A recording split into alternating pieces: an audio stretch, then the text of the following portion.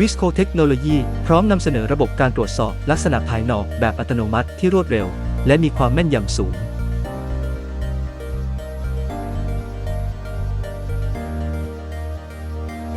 การใช้ระบบการตรวจสอบลักษณะภายนอกแบบอัตโนมัติแทนการตรวจสอบด้วยสายตามนุษย์แบบที่ผ่านมาช่วยให้ขั้นตอนการตรวจสอบมีประสิทธิภาพคงที่ทั้งยังช่วยเพิ่มความแม่นยำในขั้นตอนการควบคุมคุณภาพสินค้าและยกระดับผลผลิตอีกด้วย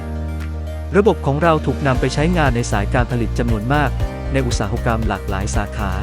และได้รับเสียงตอบรับที่ดีเยี่ยมอย่างไรก็ตาม Machine Vision ยังคงมีข้อจำกัด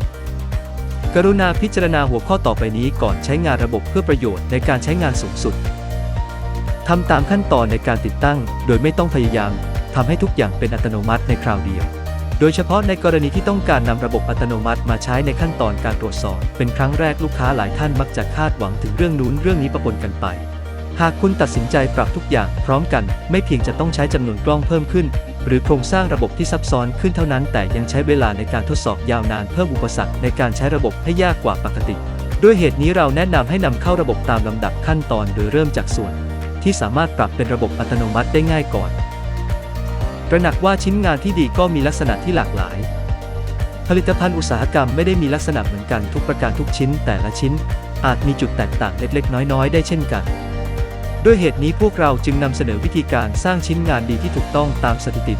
โดยเก็บข้อมูลจากชิ้นงานดีหลากหลายรูปแบบที่มีลักษณะแตกต่างกันเล็กน้อยเช่นความแตกต่างเรื่องสีและขนาดการใช้ข้อมูลจากชิ้นงานดีตามสถิติเช่นนี้ช่วยให้สามารถตรวจสอบได้อย่างแม่นยำยิ่งขึ้น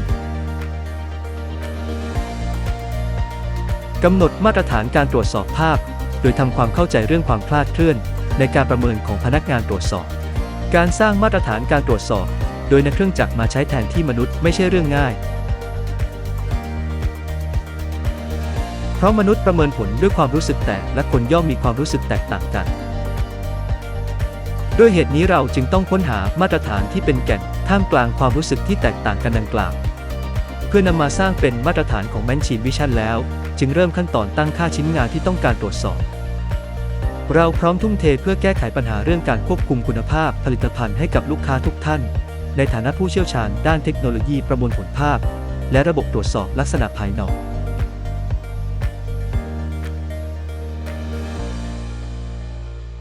กาโซฮิโตสุจิเส้นทางแห่งภาพวิสโกเทคโนโลยีไทยแลนด์